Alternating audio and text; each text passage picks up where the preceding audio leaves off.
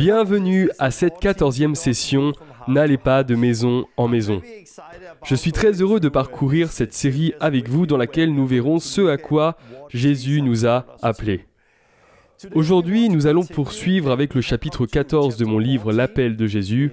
« N'allez pas de maison en maison ». Je voudrais commencer par lire ceci. Nous sommes tous appelés non seulement à prêcher l'Évangile et à voir des personnes sauvées, mais aussi à aider les gens à grandir pour devenir des disciples solides. Nous ne devrions pas nous contenter de voir une personne sauvée ici et là. Nous devrions voir des maisons entières venir à Christ. Et c'est tellement vrai. Nous, vous et moi, ne sommes pas appelés uniquement à prêcher l'Évangile et voir quelques personnes sauvées ici et là. Mais nous sommes aussi appelés à faire des disciples et voir des foyers entiers venir à Jésus, comme nous pouvons le lire encore et encore dans le livre des Actes. Et pour cela, nous avons besoin de changer notre façon de penser. Nous avons besoin de renouveler notre intelligence. Nous devons nous éloigner de la prière du pécheur. Nous devons cesser de croire que notre but est simplement d'accompagner à Christ quelques personnes par-ci par-là, puis de passer à autre chose. Non, nous devons faire des disciples. Nous devons prêcher le plein évangile. Nous avons besoin de voir des maisons entières venir à Jésus et nous devons les édifier afin qu'ils puissent se fortifier en Christ. La vérité est que la majeure partie des choses que nous faisons à l'Église ne sont même pas bibliques. Et à l'inverse, la plupart des choses que nous voyons dans la Bible ne sont pas appliquées aujourd'hui. Nous devons être enclins à changer. Encore une fois, nous devons cesser de faire les choses à notre manière pour les faire la façon dont Jésus nous a appelés à les faire. Et je crois fermement à l'appel que Jésus nous a donné. Pourquoi ? Tout d'abord parce qu'il nous l'a commandé, mais aussi parce que nous commençons maintenant à voir des fruits extraordinaires. Ces dernières années, nous avons vu des foyers entiers venir à Christ. Et ce n'est que le début. Mais nous avons aussi besoin de vous. La moisson est vraiment prête, mais les ouvriers sont peu nombreux. Nous avons besoin de vous. Jusqu'ici, nous avons observé différentes choses dans Luc chapitre 10. Nous avons vu que la moisson est prête, mais qu'il y a peu d'ouvriers, et que nous devrions prier le maître de la moisson d'envoyer et de pousser des ouvriers, et j'espère que vous faites cette prière. Seigneur, envoie des ouvriers. Mais alors, il nous envoie comme des agneaux au milieu des loups pour chercher cette personne de paix. Et quand nous trouvons cette personne de paix qui est prête à recevoir, nous devrions boire et manger ce qu'on nous sert, comme nous l'avons vu précédemment. Et puis nous devrions demeurer avec elle. Car c'est ce que Jésus dit ensuite dans Luc 17. « Demeurez dans cette maison-là, mangeant et buvant ce qu'on vous donnera, car l'ouvrier mérite son salaire. N'allez pas de maison en maison. » Donc Jésus ne nous a pas seulement appelés à trouver une personne de paix et à manger et boire ce qu'ils nous serviront, mais il nous a aussi demandé de rester avec eux et de ne pas se précipiter à partir. Pourquoi ? Car notre travail ne consiste pas uniquement à prêcher l'Évangile. Notre travail n'est pas seulement de dire « Félicitations, tu es sauvé, au revoir ». Non, notre travail est d'obéir à Jésus et de faire des disciples, de les édifier, de les voir devenir solides et de voir des maisons entières venir à Jésus. Voilà de quoi il s'agit. Quand vous trouvez cette personne de paix et que vous la voyez donner sa vie à Dieu, eh bien, si vous travaillez avec cette personne, vous allez très facilement et très rapidement voir tout son entourage se tourner vers Jésus. Mais tout ça, il faut le savoir. Au départ, quand j'ai commencé à annoncer l'Évangile, je sortais beaucoup dans les rues jusqu'au jour où j'ai rencontré une personne qui a été sauvée. Bonjour, au revoir, puis j'ai continué ma route. Mais je n'ai pas passé de temps avec cette personne ni essayé de me mettre en relation avec ses proches de manière à toucher son entourage. Mais maintenant, c'est quelque chose que je fais et je vois tellement plus de fruits parce que je faisais les choses trop rapidement et je ne les aidais pas à grandir et à se fortifier. D'autant plus que je ne reconnaissais pas les 5 ministères. Peut-être avez-vous déjà entendu beaucoup d'enseignements concernant les 5 ministères, les apôtres, les prophètes, les évangélistes, les pasteurs et les enseignants. Mais je suis quasi certain qu'une grande partie de ce que vous avez entendu est faux. Il y a quelques années, j'ai entendu beaucoup d'enseignements à propos de ces dons, mais c'était tout simplement faux. Les dons étaient comme enfermés dans une boîte. C'était comme si l'évangéliste disait « Non, non, je n'ai pas besoin d'assurer le suivi des gens, je ne suis pas pasteur. » Et le pasteur « Je n'ai pas besoin d'évangéliser, car je ne suis pas évangéliste. » Et l'enseignant disait « Je n'ai pas besoin de prendre soin des gens, ce n'est pas mon don. » C'est faux. Nous devons tous obéir à Jésus. C'est simple, nous sommes tous appelés en tant que disciples à lui obéir. Et s'il y a un besoin, nous faisons tout pour y répondre. Donc arrêtez de dire « Moi je suis pasteur, je n'ai pas besoin de trouver une personne de paix ». Non, si vous êtes un disciple, vous devez obéir à Jésus, peu importe votre appel. Cela dit, Dieu a donné différents appels pour nous aider à nous équiper les uns les autres, afin que nous puissions devenir plus forts ensemble, pour qu'ensemble, nous puissions voir plus de fruits dans ce que Jésus nous a appelés à faire. Éphésiens 4, 11, 13. Et il a donné les uns comme apôtres, les autres comme prophètes, les autres comme évangélistes, les autres comme pasteurs et docteurs, pour le perfectionnement des saints en vue de l'œuvre du ministère et de l'édification du corps de Christ, jusqu'à ce que nous soyons tous parvenus à l'unité de la foi et de la connaissance du Fils de Dieu. Ici, nous lisons que Christ lui-même a donné les uns comme apôtres, prophètes, évangélistes, pasteurs, enseignants. Le don de ces personnes est d'équiper les saints afin que nous puissions tous exercer un ministère, tous être édifiés et devenir matures en Christ. Si ces dons ne sont pas exercés comme ils sont supposés l'être, nous ne pourrons pas exercer efficacement notre ministère. Nous ne grandirons pas et nous ne deviendrons pas matures aussi efficacement car ces dons ne sont pas valorisés. Si nous regardons les églises aujourd'hui, la plupart d'entre elles n'exercent pas les 5 ministères. Par conséquent, l'Église d'aujourd'hui est très immature. Nous voyons que dans les églises actuelles, très peu de personnes évoluent dans un ministère. Pourquoi? Parce que nous n'utilisons pas correctement les dons que Jésus nous a donnés afin de les utiliser efficacement. Donc nous sommes tous appelés à suivre Christ. Nous sommes tous appelés à obéir à l'appel qu'il nous a donné. Mais nous sommes différents. Pour certains, trouver une personne de paix est beaucoup plus facile à faire que pour d'autres. Pour certaines personnes, accompagner la personne de paix est beaucoup plus facile que pour d'autres. Et pour quelques-uns, poser les fondements de la doctrine et enseigner est beaucoup plus facile à faire que pour d'autres personnes. Et si tous ensemble, avec nos différents dons, nous réussissons à équiper les saints et répondre à l'appel de Jésus, alors ça sera tellement puissant. Ça sera tellement puissant et nous allons voir beaucoup plus de fruits. Durant notre formation Luc 10, nous parlons régulièrement des 5 ministères. Et ce que nous faisons souvent pour illustrer nos différentes manières de penser, ces différents ADN en chacun de nous, nous demandons aux gens de s'asseoir dans le ministère auquel ils pensent appartenir.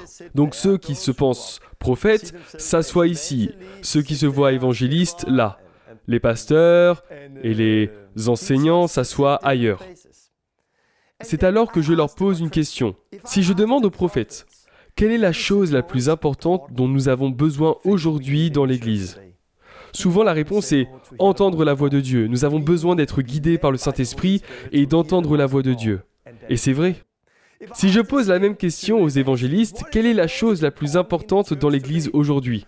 Oh, nous avons besoin de toucher ceux qui sont perdus. Nous devons atteindre ceux qui sont perdus.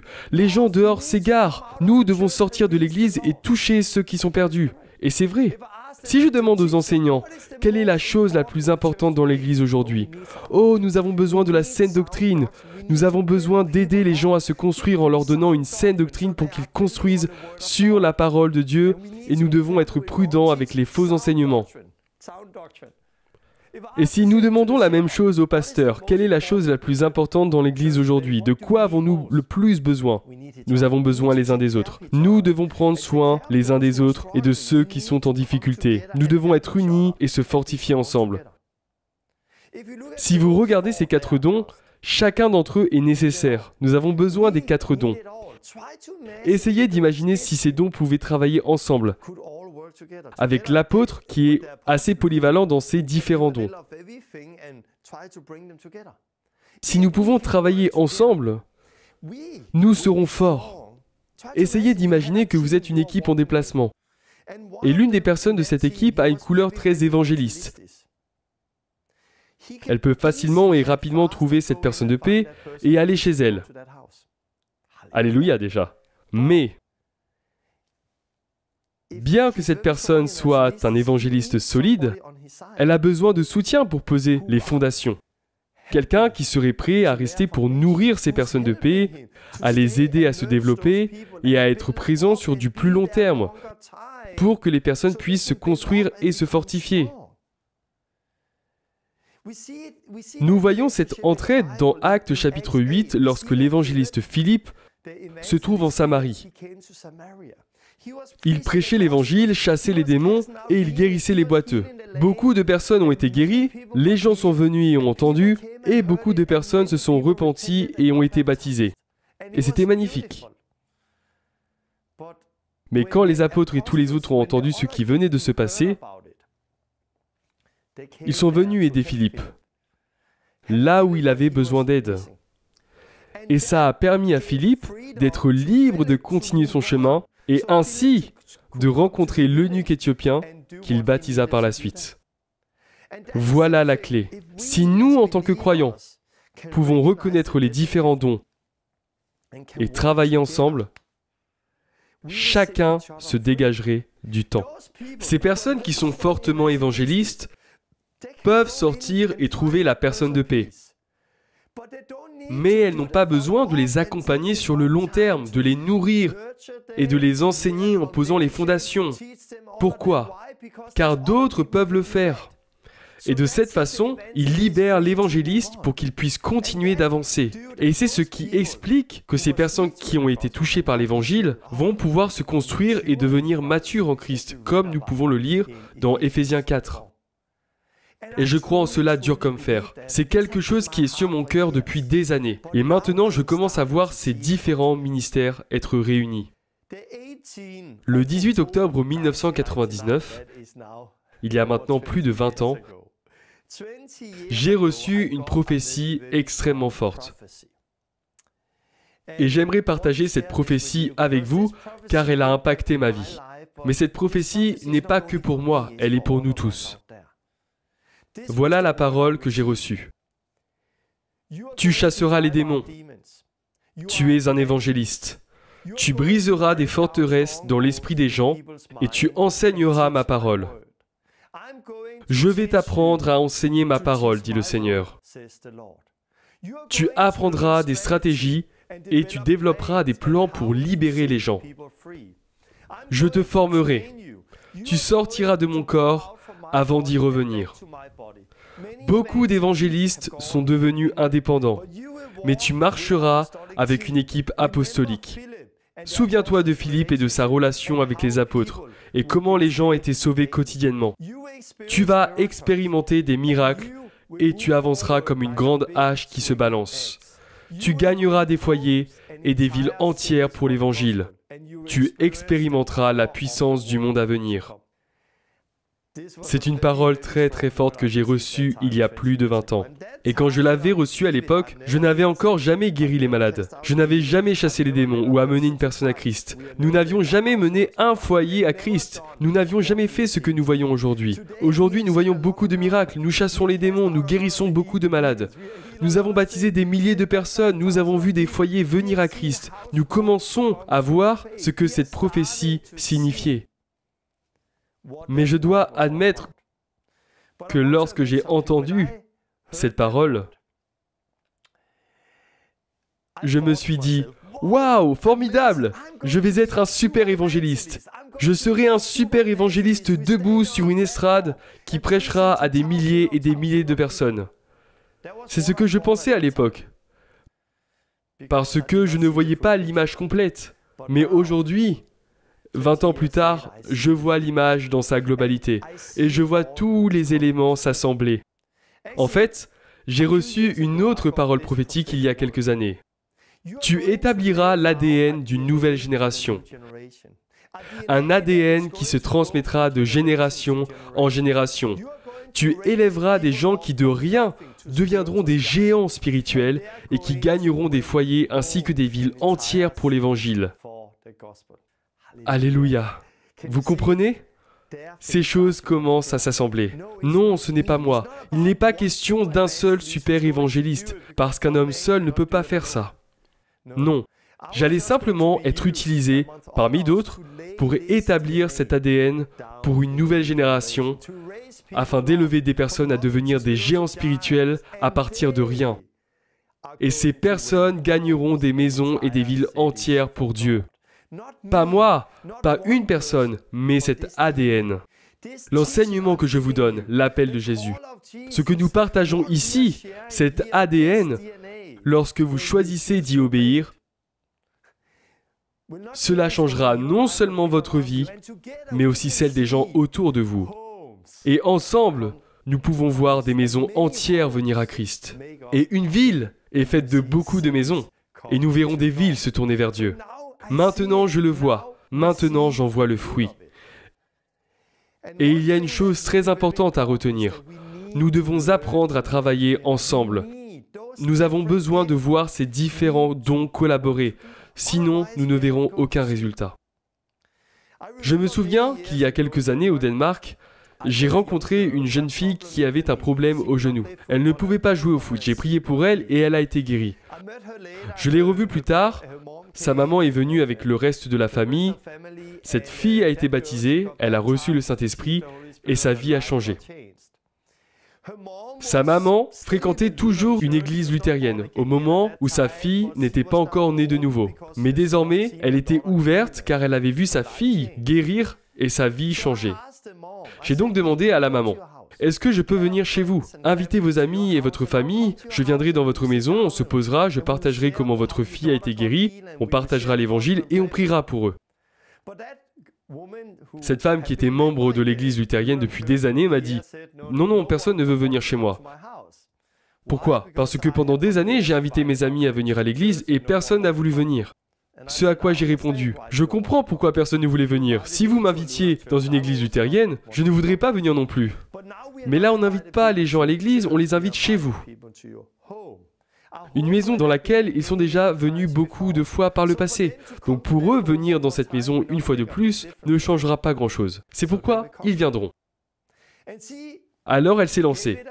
Elle a envoyé un mail à 17 de ses amis en les invitant pour une soirée où je serai là pour partager comment sa fille a été guérie et ensuite je prierai pour eux. Sur ces 17 amis, 16 sont venus. Et elle était tellement surprise. Elle disait « Mais comment est-ce possible ?» Et nous voilà chez elle. Une personne de paix. On était posés chez elle à manger et à boire. Dans le salon, nous avons commencé à prêcher l'Évangile. Nous avons vu Dieu venir. À un moment, je priais pour une fille qui a été remplie du Saint-Esprit. Elle est tombée et un démon est sorti d'elle. J'étais assis par terre en train de chasser le démon. « Sors, sors dans le nom de Jésus !» Tout le monde était assis là et regardait. C'était tellement puissant, tout le monde a vu Dieu ce soir-là. Dieu est venu. Beaucoup de choses se sont produites. C'était une soirée formidable. Je ne l'oublierai jamais. Et c'est ce dont je parle dans le livre. Trouver une personne de paix et soudainement se retrouver dans une maison avec beaucoup de monde. Mais, après cette soirée, j'ai été trop rapide. Je suis passé à autre chose. Je devais faire d'autres choses et ce n'est donc jamais devenu ce que Dieu aurait voulu que cela devienne. J'étais trop occupé et je travaillais seul. Si à ce moment-là, je savais ce que je sais maintenant, nous aurions vu tellement plus de fruits sortir de cette maison. Plutôt que de le faire seul, j'aurais dû venir avec d'autres personnes qui avaient d'autres dons et qui m'auraient aidé à assurer le suivi.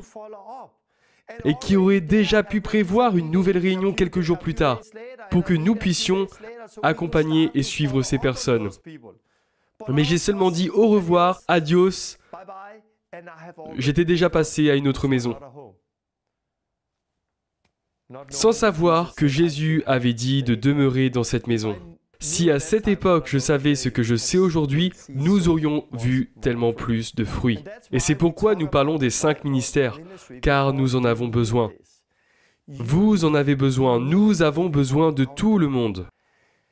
Dans mon livre, L'appel de Jésus, je parle beaucoup plus des 5 ministères.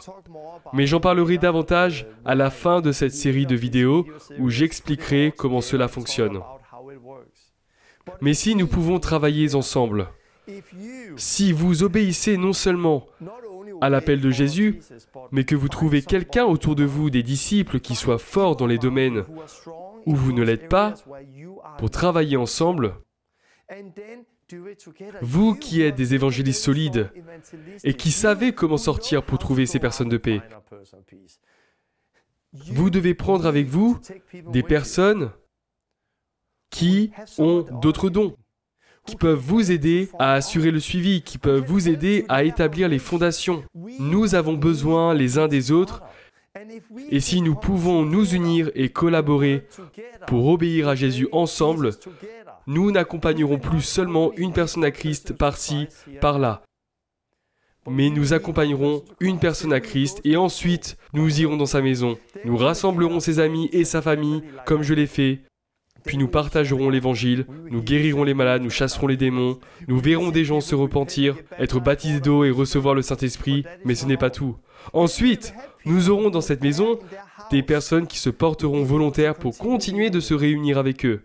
Des personnes qui continueront de donner du lait à ceux qui sont désormais nés de nouveau, pour qu'ils puissent grandir et devenir forts, des gens qui peuvent les aider à entendre Dieu, à lire la parole, des gens qui peuvent les aider à atteindre d'autres personnes. Et si nous fonctionnons comme cela, nous ne verrons pas uniquement une personne sauvée, nous verrons des foyers sauvés.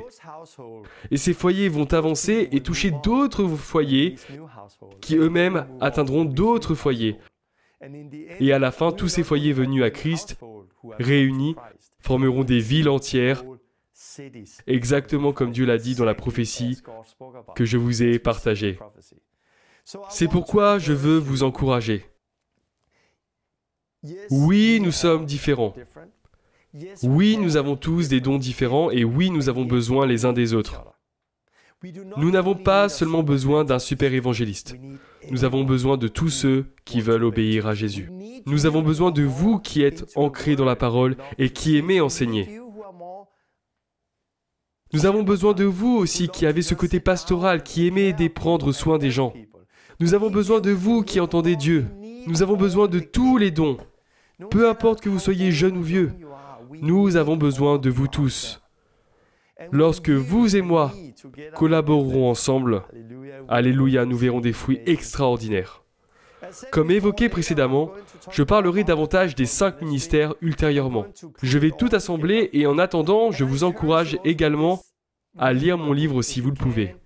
Donc je crois que cet ADN, comme nous l'avons évoqué et que nous lisons dans l'appel de Jésus, vient de Dieu. Et je crois que nous verrons des foyers entiers se convertir. Donc je vous encourage à commencer là où vous êtes. Commencez à prier pour que Dieu envoie plus d'ouvriers. Commencez à sortir comme des agneaux au milieu des loups. Commencez à trouver une personne de paix. Mais essayez aussi d'emmener des personnes qui soient différentes de vous.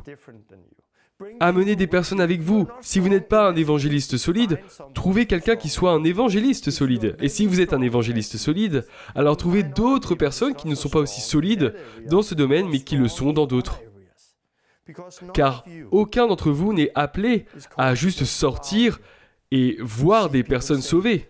Voir les gens demander à Jésus de venir dans leur cœur et même se repentir, être baptisés pour ensuite, juste après, passer à autre chose. Ce n'est pas l'appel que Jésus nous a donné. L'appel que Jésus nous a donné, c'est de faire des disciples, les voir grandir et se fortifier en Christ. Je vous encourage vraiment, vous qui regardez cette vidéo et qui peut-être passez trop rapidement à autre chose, à stopper ce que vous faites. Prenez les gens avec vous. Prenez des gens qui n'ont pas les mêmes dons que vous. Puis n'allez pas trop vite, mais observez le démarrage des groupes. Regardez ces nouveaux groupes de maison démarrer. Regardez la façon dont ces groupes grandissent, se fortifient et comment cela perdure de génération en génération. Que Dieu vous bénisse. À la prochaine. Salut.